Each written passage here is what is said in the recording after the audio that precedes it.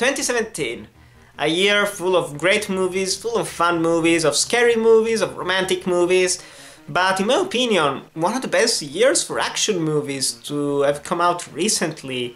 And so here we are, doing a top 10, because there were a lot of good action movies this year.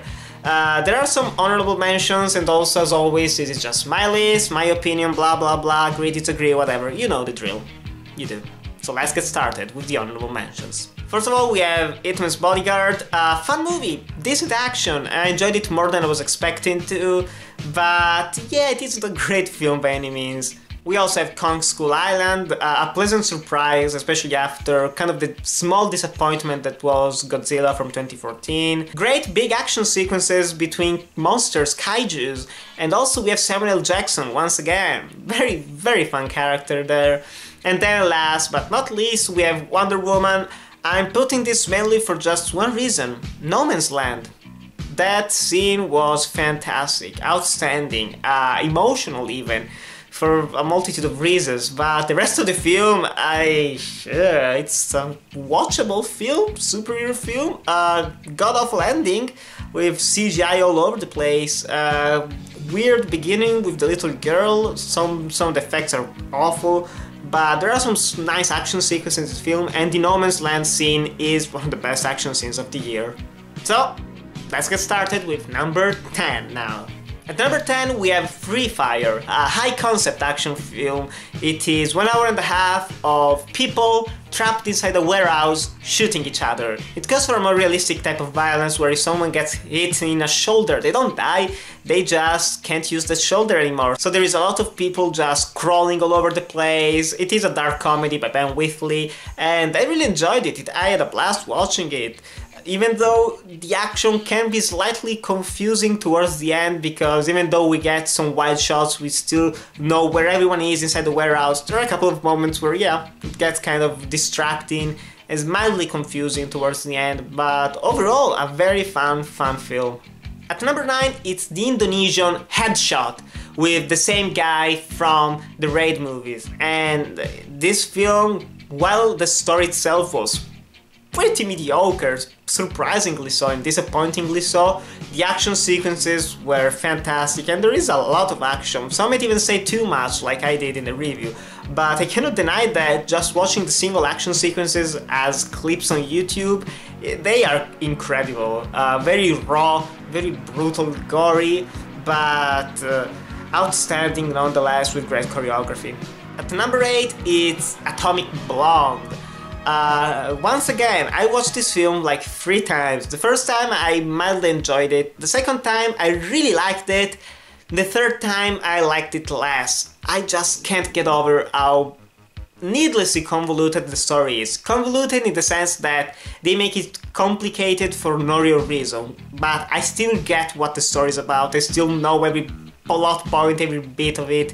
It's just that they would have been better off by making it slightly shorter and more focused, instead of this grand spy thriller, which in the end has a lot of cartoonish action scenes, but that terrible fight and the final fight scene, they're done with these long takes that are just fantastic, and I can't deny that the terrible fight is one of the best fight scenes of all time.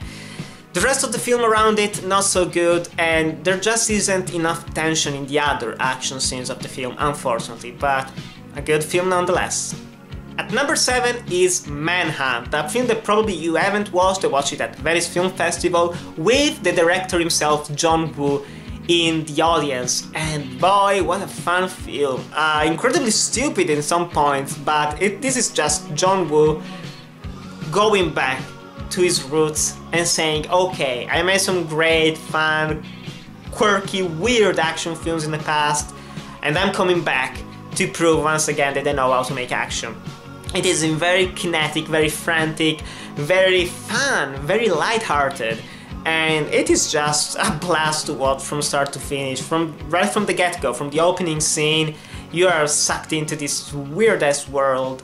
Even here, now, once again, the plot is convoluted, needlessly so, but there are so many action sequences, so many chase scenes on every type of vehicle that you can imagine, that I had a smile on my face throughout the entire runtime.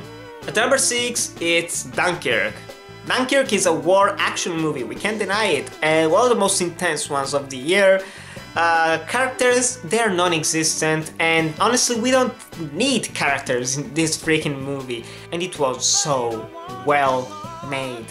100% or close to it, made with practical effects. The dogfighting sequences, when the ships are blowing up, the bombardment on the beach, those are just scenes that could have been more bloody, could have been gorier, but they didn't need to be. This is just as thrilling, just as engaging, just as intense as it is, with the PG-13 rating and an absolute masterpiece, technically speaking. At number 5 is Logan, the end of the Wolverine saga, of Hugh Jackman's Wolverine character, and finally we got the Wolverine that we deserved, with R rating, with bloody violence, with people getting stabbed in the head, getting sliced apart, and a very emotional film with some great choreography during the fight scenes, and just an incredibly fantastic slow pace. A film, superhero film, action film that doesn't feel the need to rush things. It takes its time setting up the characters, the setting. A breath of fresh air in the superhero genre. At number 4, it's Brawl in Cellblock 99. Once again, a slow-moving film in the first hour or so, but the second hour of this film, it's non-stop action. It's about Vince Vaughn beating people to a pulp in a prison, and the great film about this film is that not only the choreography, the long takes of the fight scenes, and the brutal, incredibly gory and disturbing violence that we get, but the first hour is needed, and it is what ultimately makes this a great freaking film. You care about Vince Vaughn, who also delivers probably the best performance of his career. You care about his character, you care about his wife, and so when shit hits the fan, you know that you want to see this guy survive and deliver some needed justice in the prison system. So, if you haven't watched it, which is very likely, definitely watch Brawl. At number 3 is Blade of the Immortal, the Takashi Miike samurai action extravaganza. Highest body count of the year, easily. We have a shit ton of people dying all over the place, left and right. It feels very close to a video game, starting with a fantastic action scene where probably 100 or 200 people die, and then we move on to kind of a boss rush version of a film with the main samurai, who is an immortal soldier who is helping a little girl get her revenge against a group of people. And so each fight scene feels like a video game boss fight. Each character has their different abilities, their different weapons, and there are different strategies to beat them. And the last 30 minutes is a non-stop battle with hundreds and hundreds of soldiers dying left and right. And boy, it felt like a Dynasty Warrior game watching it on screen, and it was glorious. At number 2, we have Baby Driver. I am a sucker for rhythmic scenes where the music goes hand in hand with the visuals, and Edgar Wright gave us a movie that is almost entirely rhythmic, going to the rhythm of the music. A killer soundtrack, killer action sequences. We have the shootout with tequila in the background, where every beat of the drum goes hand in hand with the gunshots. You have the opening, fantastic opening scene with John Spencer blues explosion. You have so many scenes that I don't want to spoil. I found especially my favorite scene of the film, the foot chase with Focus by Hocus Pocus. Fantastic film.